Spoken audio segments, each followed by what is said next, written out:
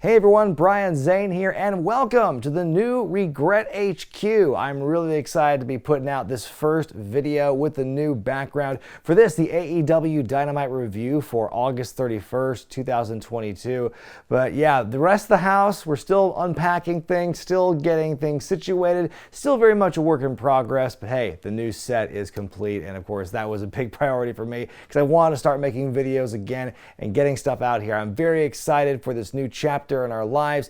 I'm really hopeful we're going to get a lot of great content out of this office and this set here. Stay tuned to the end of this video for my predictions for All Out happening this Sunday. Of course, Clash of the Castles happening on Saturday. I'll be watching and reviewing both those shows. It's going to be an absolutely chaotic and busy weekend, but I cannot wait for it. Busy time for us wrestling fans and reviewers. But without any further ado, let's get started with the first Dynamite review from the new set. So what did I end up missing last week when I was getting ready for the big move from Nevada to Oregon? Oh, just Jon Moxley beating CM Punk in surprisingly quick fashion to become the undisputed AEW World Champion. What a stunning turn of events that was. And like the speed at which it happened and the way they told that story, it makes you wonder just how much, if any, but the scandal that we had from 2 weeks ago played into how this story was told last week, how it is being told this week, how it could play out in the future, and of course for the pay-per-view itself, which has me very interested in that. So we'll talk about CM Punk and what happens later in the show with him. But anyway, Moxley opens the show here, and he's very much like, you know, well, first of all, the crowd, very mixed for Moxley, because first is the CM Punk chants, we're in Chicago and everything, but then those chances kind of melt away and turn into Moxley chants by the end. Moxley with some harsh words for the punker here, and in his hometown no less, and the fans, they're not booing him necessarily, they're kind of shocked at what Moxley is saying here, how he says a punk folded and curled into a ball and died last week, and the champions don't fold. Fragile ego, fragile mind, weak spirit. Holy crap, he is laying it on thick here. Moxley then presents, he pulls out an open contract from his jacket and says, it's open contract for anyone to sign for the championship match at All Out. Who's going to get it? No matter who it is, he's a fire-breathing, blood-spitting so-and-so who runs the show. Very passionate, fiery opening speech from Moxley in this one. And yeah, boy, I think it's interesting how some of the verbiage and some of the language that Moxley used was not unlike what a lot of Punk critics have had to say about him, especially given recent events and everything, and basically piling that stuff onto the outcome of the match last week. It's very interesting to see kind of Punk's own weaponry being used against him. It's something that Punk was always so well known for, is taking that kind of like, you know, I don't want to say internet chatter, but kind of like whatever that voice and whatever the kind of the common opinion is among like a lot of the passionate hardcore fans, and kind of using that as ammunition. So for that to happen against Punk, it's rare, and I think it works pretty effectively here. By the way, if you're curious about how CM Punk tried to use that messaging in 2011 and how WWE totally dropped the ball, then check out this week's new review of how WWE screwed up the 2011 Summer of Punk right here. Then after Moxley says his piece and leaves the ring, Ace Steel shows up. He's a current producer in AEW, and he also helped train CM Punk a long time ago. So he gets in the ring and he grabs the open contract. Ooh, what's that going to mean? Very interesting stuff. And after that point, I'm going to echo something that Solomonster said on Twitter this evening, where it's like, we understand in the story sense why he did this, but from a realistic standpoint, why wouldn't there be just like, you know, a mob of people trying to run out there and grab that contract for themselves? You know, I don't want to say 24/7 championship style, but something like that, where it's like a big kind of scramble for it. You know, in one sense, that was what would happen in an ideal world. But again, storyline wise, I get why they didn't do that. Schiavone backstage with Chris Jericho talking about the match with Bryan Danielson at All Out. It's Lionheart versus the American Dragon, and Jericho says that the supposed dream match will be a nightmare for Danielson. He says that, you know, he brings up what Bryan asked last week, that if Owen and Stu Hart were alive today, who would they have liked more? And Jericho says they would have appreciated your technique, but they would have liked me more for all I've accomplished and everything I've done in my career. And suddenly Daniel Garcia Garcia shows up. He apologizes for what happened in their war of words, so to speak,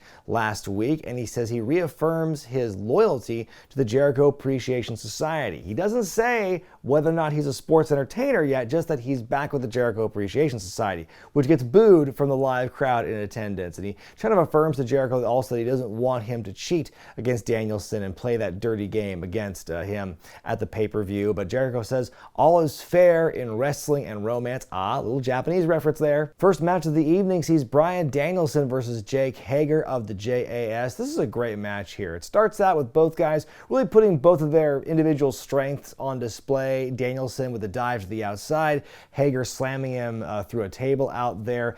Jericho on commentary, nice little wrinkle here where he brings up the fact that Hager, to bring up his credentials, beat him for a world championship a long time ago. Hager putting a lot of hurt on Danielson into this thing, and then he's suddenly just enamored with the referee for a split second, which allows Bryan to take over. Missile drop kick. Again, things get very physical and very kind of grinding it out as the match goes on and winds down to the end, but Bryan perseveres, hits the Busaiku knee to win. But shortly after the match, you've got the rest of the Jericho Appreciation Society running down to beat him up. Some Blackpool Combat Club members even the odds. Jericho then shows up once the coast is cleared. He's got a chair, wants to hit Danielson, but then Daniel Garcia shows up and grabs the chair from Jericho. And that, unfortunately for Jericho, sets him up for another knee from Danielson. And boy, Daniel Garcia, his face red. He looks so embarrassed as Garcia based on what happened there and what he accidentally did. So playing more into that angle there, whose side is Garcia going to be on? I'll have more to say about it in my predictions video, but I like where they're going with this. I like the story they've been telling for the last few weeks here, and it certainly leaves a lot of interesting openings for what could happen on Sunday. Back in the ring, the Wingmen are picketing, complaining that once again they're not booked for a Wednesday night show, but they say that going forth this is going to be known as the Wingmen Wednesdays. But suddenly, Morrissey, speaking of W's, he comes out to spoil the proceedings, and they say last time we saw him here, he was a hired gun. For who, by the way? Oh, it doesn't matter who it was a hired gun for. Don't ask that question. So anyway, Morrissey is in the ring now, just towering over these four guys, beating the hell out of them, including a giant, stalled chokeslam on Peter Avalon, as Stokely Hathaway makes his way to the ring. He gives Morrissey his card. Morrissey goes to leave with him. Shivani tries to interview Stokely and say, what's going on? What's with these business cards? And Stokely says none of his business, but when Tony presses the issue, he grabs Tony by the jacket and gets really upset. Things escalate very quickly here. So I enjoy the recruitment drive that Stokely's been on for the last few weeks. I like, the possibilities of where that could go. But what place does Morrissey really have in AEW at this point? Much has been said, and it's going to keep going about just how overloaded that roster is in AEW. So little time for so many people to try and fight for as it is. So what's Morrissey going to contribute exactly? What's the end game for him? Is there one?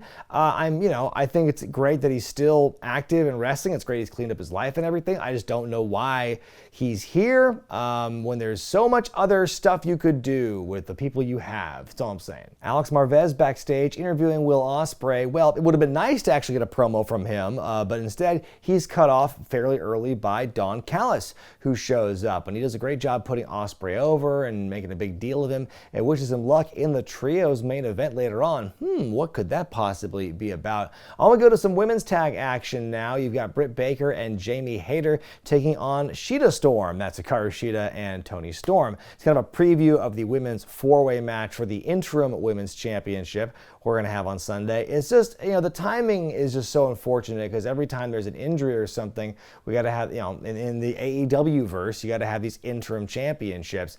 But it's been done so much lately, it just feels like the whole interim thing is kind of diluted. A lot of it's bad timing and bad circumstance, but I'm almost getting kind of tired of the word interim. One of the first things in this match is Shida hitting a Hurricane Rana onto Hayter, and Jamie just face plants. Looks really bad, but they do recover from that, and it's a pretty clean match from here on out. Tony taking a lot of the heat in this thing, taking a big beating during the break. Hot tag to Shida, who goes on a big run. JR's got a weird line during the hot tag where he's trying to put over Shida and how more aggressive she's become since coming to America. I think is what he's going for here, because he has some line where he says her makeup has gotten more Americanized. I'm like, are you talking about her actual makeup for her face. That's kind of a weird thing to say in the context of this.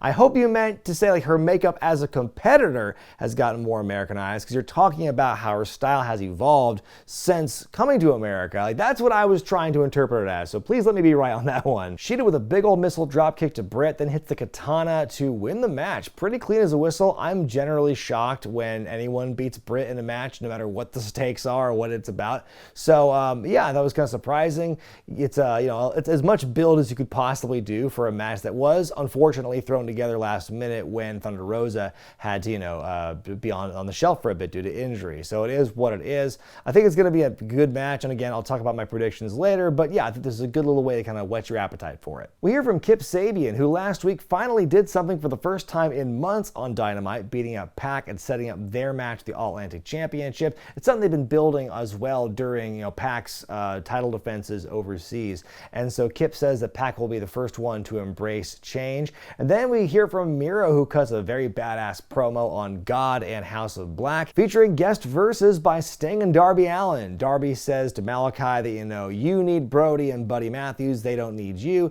And Sting says the enemy of our enemy is our friend. It's going to be showtime. A couple of really good promos here to help kind of set up one of the many matches you're going to see on Sunday. Then we hear from CM Punk, who's in the ring. He gets kind of emotional in this promo here as he talks about his recovery, how he had 16 screws in his foot a couple of months ago, and as some fan is chanting Colt Cabana at him, he pivots toward him and he says, which is 16 more times than this guy will ever be screwed in his life, basically. Then he says his foot is a new 100%, and now he doesn't know if he's got it in him anymore because he let the fans down. He let Larry down. He let his sister down, and he used to love this business, but now he doesn't know if love is enough to carry him anymore. But as he's saying all this stuff and getting kind of choked up, it sounds like, Ace Steel shows back up.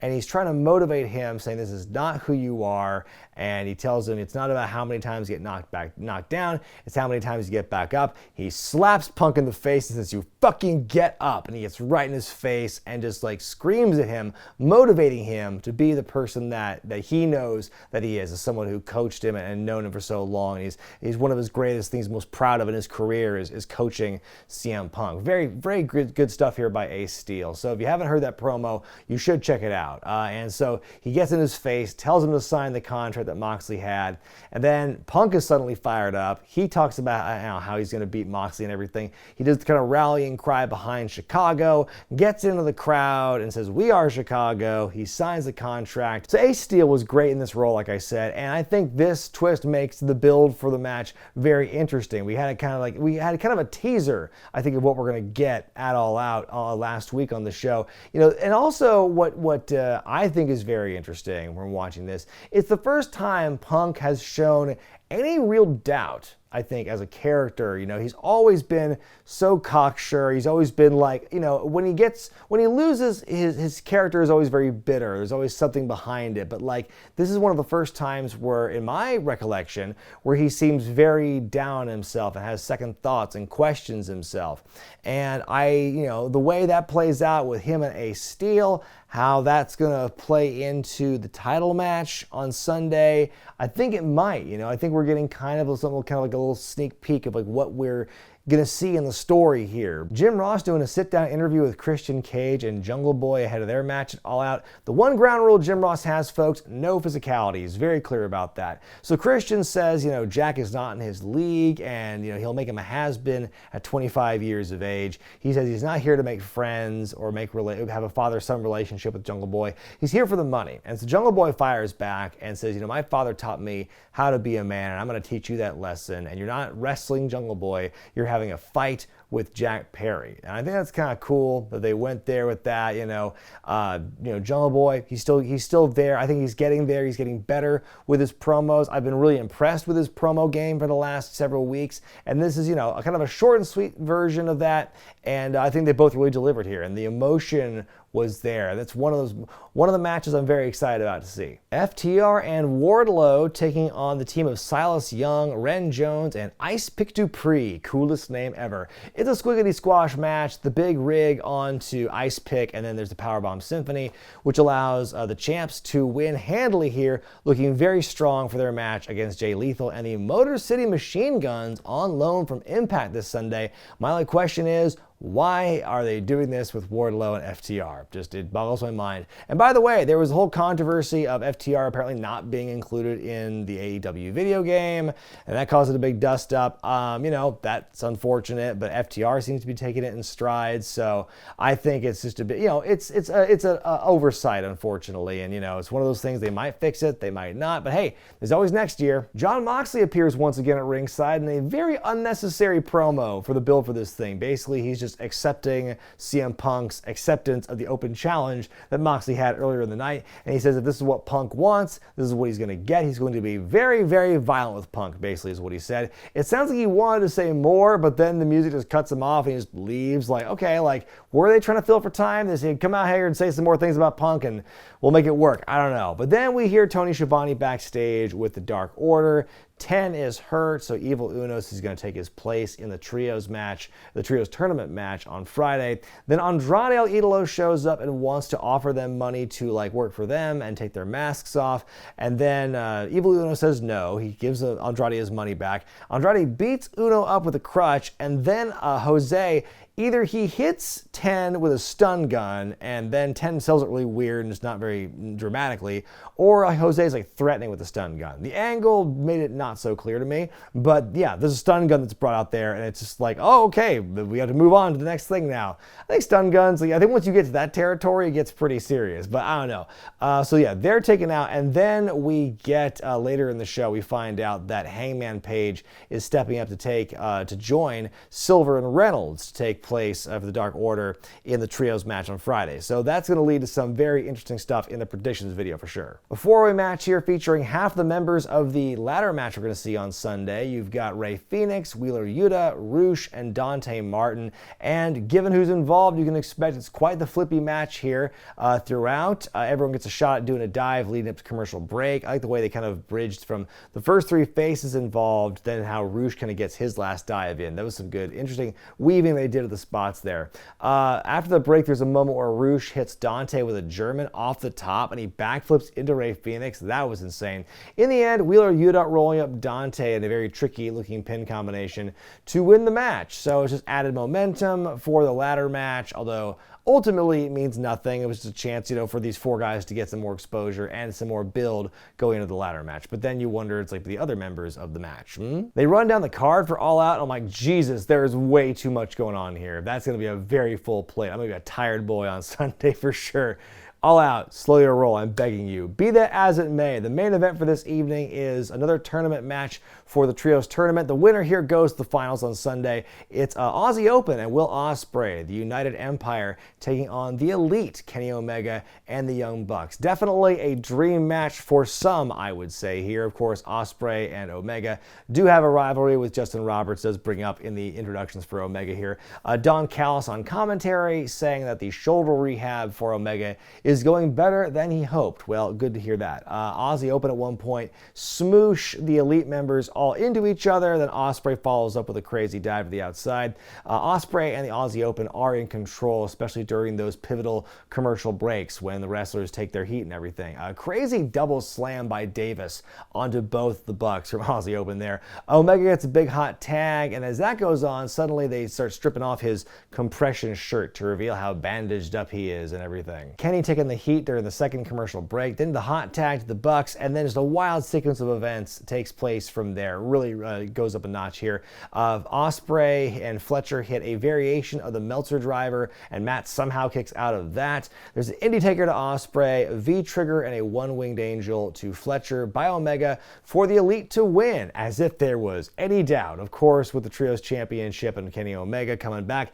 that's no coincidence. But be that as it may, the match itself was still entertaining entertaining, even though the outcome could be seen from space. Fun way to end the show for sure, but one thing I think is interesting is that they really kind of expose this thing. They're putting over, Don Callis is like, oh, Kenny Omega, he's in great shape, he's better than ever. And then they show that's kind of a conceit when it's like they pull the shirt back and you see Kenny still bandaged up. So it's like, how much is that going to play into the finals, which again, I'll talk about in my predictions video. My grade for Dynamite this week is a C+. I thought it was a pretty solid go-home show for All Out. I think it tried to get as much of the build as possible, but they did miss some of it because you can only fit so much talk about the 24 matches you seem to have on this show. I think that there was a little bit of fat that could have been trimmed from this thing to really kind of drive the point home, but I loved all the promo work on this show, especially Ace Steel. Seriously, if you watch one segment from the show this week, it really should be that, I think. Solid matches, good promo work overall, and so yeah, I'm as excited for All Out as I'm gonna be, and this show helped me get there a little bit more, but yeah, I think it was, just besides that, it was a solid show. All right, with that out of the way, time for my predictions for All Out happening this Sunday. Here are my predictions for the 0-hour matches happening before the official show begins. Let's move on to the 6-man tag match as FTR and Wardlow take on Jay Lethal and the Motor City Machine Guns. Again, I think it's cool that the Machine Guns are just back in action in general and that they're here on loan to be part of this thing. I think their stuff with Lethal is going to be very fun to watch. But again, why are we having this trios match? Why are Wardlow and FTR kind of in this holding pattern here? You'd think they would, you'd think for a show like this, they'd be involved in something a little more higher stakes. But that's just that's the way it is, it seems. And yeah, I don't see those guys losing this match either. I think they're going to win pretty handily by the end. Ricky Starks will take on Powerhouse Hobbs one-on-one, bit of a grudge match here. Really looking forward to this one. The history these two have makes me really excited to see where it can go. I think that Ricky Starks is, we've said it before, and I think it bears repeating, that Ricky Starks is going to be one of those future tent pole guys in AEW. If they can hold on to him, I think he's going to make AEW a lot of money down the line, especially now that he's kind of transitioning into this big babyface role. But I think that Powerhouse Hobbs is going to win this one. I think something's going to happen, whether somebody else joins up with Hobbs to kind of be a mouthpiece for him and help him win, or he just overpowers Starks. I'm not sure, but I think he's going to win this one. But it's not like it's going to hurt. It's going to help Hobbs more than it hurts Starks, if that makes any sense. The House of Black take on the Dream Team of Miro, Sting, and Darby Allin. This one, anytime Sting wrestles, you're going to have a fun time because Sting is always put in that position to do some crazy ass thing that's going to be really fun and memorable. That being said, I think this is House of Black's match to win. Obviously, they're the kind of the more established team, and I think they're the ones who need the win here. So I think that it's going to be a very entertaining matchup, but yet House of Black, they're going to be the ones winning, in my opinion. There's a casino ladder match where the winner gets a shot at the AEW World Championship, and there's a lot to consider with this match. One thing I think is interesting is that that the winner of the ladder match, no matter who it's been, is not some guaranteed coronation, you are the next person to win the championship. It basically is just a means to an end to have a championship match more often than not, and so it's not necessarily so much kind of picking the next big guy or the next successor, just whoever might have an interesting match with somebody. So kind of looking ahead to thinking of who I think the champion will be at the end of the pay-per-view and who would be a good matchup. Really, you could kind of run the field with anyone and it'd be very interesting. I think I could see either of the Lucha Brothers winning the match. I think you can get a great singles match out of Phoenix, especially. I'd probably bet more on him than Penta. I think I wouldn't be surprised if Dante Martin just kind of pulled something out and had some kind of a 1, 2, 3 kid moment, so to speak, to have a championship match and only hold his own or something like that. That'd be pretty interesting. It's also safe to bet on the Joker because some of the Jokers throughout the history of ladder matches have gone on to win. I think Hangman Page and Brian Cage were two of them. So whoever the Joker is, the odds are great for them as well. I'm not going to try and guess who the Joker is, but it could be them. But I don't know. If I had to pick one person, I would just, go crazy here and say Dante Martin wins. Four-way match to determine the interim women's champion. You got Toni Storm, Jamie Hayter, Britt Baker, and Hikaru Shida. This one is going to be, I think, hopefully it's going to be a good matchup here. I generally like all four ladies, and I think that hopefully we can get a good match out of this. As far as who I think is going to win, I think the story tells itself that it's going to be Toni Storm winning this thing, because it seems, they were definitely building toward that match with her and Thunder and some kind of rivalry to come from that at All Out before Thunder Rosa's injury. So now you could have that still for the interim championship. You can have the two of these friends kind of go at it to see who's going to be the undisputed champion at some point down the line. And so, yeah, I think the story tells itself that Toni is going to win this one. That's my pick anyway. Well, at the time that I'm recording these predictions, obviously Friday's Rampage has not aired yet. We don't know who's going to face Kenny Omega and the Young Bucks at the finals of the Trios Championship tournament. But if I had to pick based on between Hangman Page and the Dark Order versus the Best Friends, I'm going to go with Page and the Dark Order, because that makes a very interesting Trios Championship final, because you're going to have the Young Bucks who are going to be conflicted supporting their friend Kenny Omega or trying to stay nice with Hangman Page and trying to patch things up with him after what we saw the last several weeks. So I think that's going to create a very interesting dynamic. I don't know if we're going to see any betrayals, so to speak, but I think it's going to be a very interesting game they play. And I think, like I mentioned, the way they're building Omega as, hey, he's more beat up than everyone's kind of been saying and giving him credit for, so that might play into the story as well. So as far as who I think is going to win ultimately, I mean, it just seems like a foregone conclusion. You might as well call it the Kenny Omega and the Young Bucks Championships, because they're definitely the first ones to win it. I mean, that just seems tailor-made for them, and I think it's fine. I think I love the idea of a Trios Championship, so what's the harm in making them kind of the inaugural ones? It should be interesting. So I think they're going to win. I think the interesting dynamic with Paige being involved will play into it as well. Jade Cargill defends the TBS Championship against Athena, although I think it's quite ludicrous that the TBS champion was nowhere to be seen on the TBS program this week. But what are you going to do? I think that there was a part of me that thought maybe they'll just pull the trigger and have Athena win in kind of a shocking manner, but I just don't see that happening yet. I think that they're going to keep this Jade Cargill train rolling, and she's going to win here. Who's next? Who's left, basically? It's just crazy how Jade is kind of mowed through all the competition. It makes you wonder who's going to be the one to knock her off her perch. It might be Athena later. I just don't think it is now. Jungle Boy versus Christian Cage. This will be a very emotionally charged match for sure. Might even get a little bloody. Ooh, that'd be something.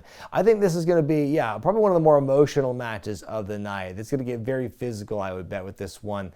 Might get a little weapony. I don't know, but I do believe my pick for this one is Christian Cage to win. I think he's going to out-cheat and out-strategize and out-maneuver, essentially, Jungle Jack in this match. And will they get a rematch down the line? Who knows? But I think that the Jungle Boy will definitely give Christian a run for his money. I think he'll definitely have him beat at some point, but something's going to happen. And it'll be Christian winning the day. Swerve and Our Glory take on the Acclaim for the AEW Tag Team Championship. This should be a fun match. I love the fact that the Acclaimed have kind of become these baby faces now, aligning themselves with Daddy Ass.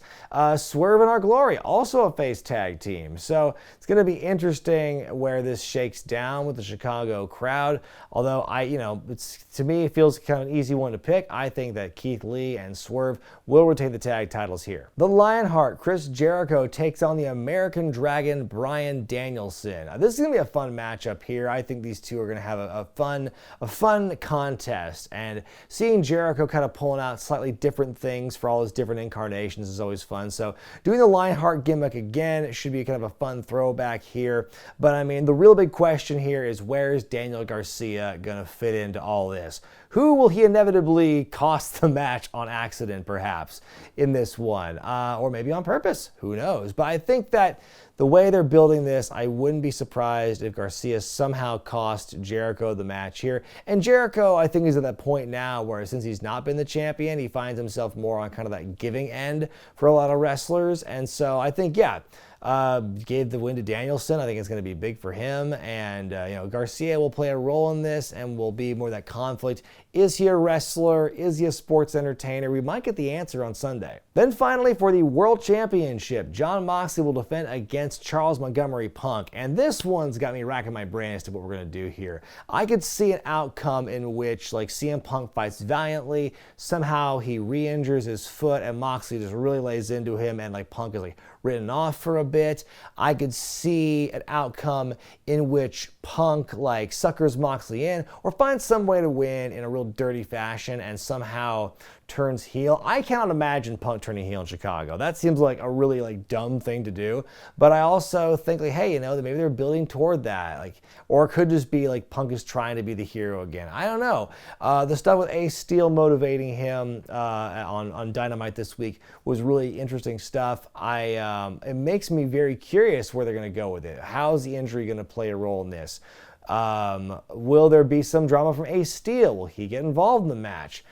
There's a lot of ways this could go, and I honestly am having a real hard time picking this one. If I, having to come up with a one here, I would say that CM Punk is going to regain the championship. There's going to be some kind of chicanery going on, and CM Punk is somehow going to be the big bad. I just envision something like that happening. So we'll have to wait and see. But that's my wild pick for the evening. But those are just my humble picks, folks. What do you think is going to happen this Sunday at All Out? Let me know in the comment section below. I will try to get a Clash at the Castle predictions video done before the review. Can't promise you that, but I will try my best. And of course, like I said, I will review both the pay-per-views this weekend for sure, so you can count on that. But until then, folks, I'm Brian Zane, and I'll see you next time. How about this new set, huh?